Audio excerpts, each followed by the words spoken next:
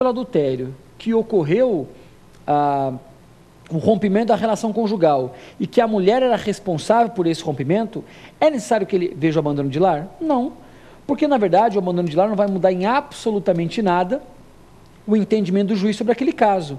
Então, a única coisa que o juiz decidiu foi o adultério. Aquele que perdeu, a mulher, só vai discutir sobre o adultério, porque foi a única coisa que ela perdeu.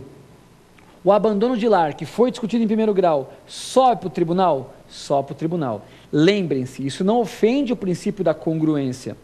Porque, na verdade, qual era o pedido? A discussão, separação. A mulher recorreu da separação. Só que todos os fundamentos, apenas um foi decidido. Um foi analisado, o outro sobe para o tribunal, por força daquele igualmente comentado efeito translativo. Eu, Renato, na qualidade de autor, posso ter 10 argumentos para provar que aquilo, meu único pedido, seja meu. Se o juiz me deu um, ele não precisa analisar os outros, mas se alguém perder, todos os outros fundamentos sobem para o tribunal. Tá? Essa regra vem prevista no artigo 515, parágrafo 1º. Vamos continuar? A linha C. Constatando a existência de nulidade sanável, o tribunal sempre devolverá os autos ao juiz prolator da sentença para que este tome as medidas que possam saná-las. Mais uma vez, tomem cuidado com a palavra sempre, o advérbio sempre aqui. Não é sempre, pelo contrário, se o tribunal puder sanar a nulidade ele mesmo, ele já vai fazer isso por economia processual. Essa regra é nova e ela vem prevista no artigo 515, parágrafo 4º CPC. Então, se o tribunal constata uma nulidade sanável, porque se for insanável não dá para solucioná-la, o que o tribunal faz? Ele já resolve a situação, certo? Vamos continuar, é a linha D. Se o pedido ou a defesa possuírem mais de um fundamento e o juiz acolher apenas um deles, a apelação não poderá devolver ao tribunal o conhecimento dos demais.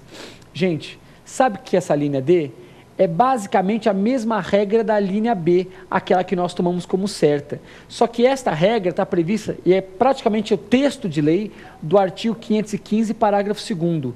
Então a frase correta deveria ser lida assim: se o pedido ou a defesa possuírem mais de um fundamento, e o juiz acolher apenas um deles, a apelação poderá devolver ao tribunal o conhecimento das demais. Tá? Então aquele caso do adultério e do abandono de lar, ou por exemplo uma outra situação, o réu se defende e alega pagamento e prescrição.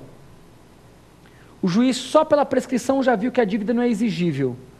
O autor vai apelar para o tribunal. O pagamento que não foi decidido sobe também para o tribunal. Tá certo? Vamos então agora para a última questão de hoje. Indeferida a petição inicial e extinto o processo sem decisão de mérito, por acolhimento de uma dentre 3 preliminares arguídas pelo réu, o que deverá o autor invocar em apelação? Então vamos lá, foi indeferida a petição inicial e o processo foi extinto sem mérito. Acolheu uma das preliminares do réu. O que o autor deve invocar? A. Somente a preliminar objeto da decisão? Não, tá? Porque ele pode alegar efetivamente as outras preliminares. Vamos para B. A preliminar rejeitada é matéria de mérito? Já pode também alegar por força do 515, parágrafo 3º, mas não só uma preliminar, ele pode alegar todas. Olha lá. Todas as preliminares com o pedido do retorno do processo para decisão de mérito na instância originária. Isso, na verdade, vai depender muito da matéria. A questão está muito mal formulada, essa é verdade, porque ela não disse se a matéria de direito ou não. E a linha D, que foi tomada como a correta para o exame, todas as preliminares e o mérito, se a causa versar somente sobre questão de direito e permitir o imediato julgamento. Eu acho que essa é a alternativa mais correta, porque, vejam só, voltem para cá um minuto só. Quando a gente fala de todas as preliminares, quando nós estamos discutindo todas as preliminares, a gente lembra que pela regra da eventualidade tem que falar sobre toda a matéria? E é exatamente isso que acontece. Eu tenho que falar sobre toda matéria, porque se eu falar de uma preliminar e não falar das outras, elas vão subir para o tribunal, porque a preliminar é matéria de ordem pública, está previsto no artigo 301, parágrafo 4º. Então qual é o correto? Eu levantar as 3 preliminares, mesmo aquelas que não foram discutidas, e também discutir a matéria de mérito, porque é possível que o tribunal aplique a regra do 515, parágrafo 3º.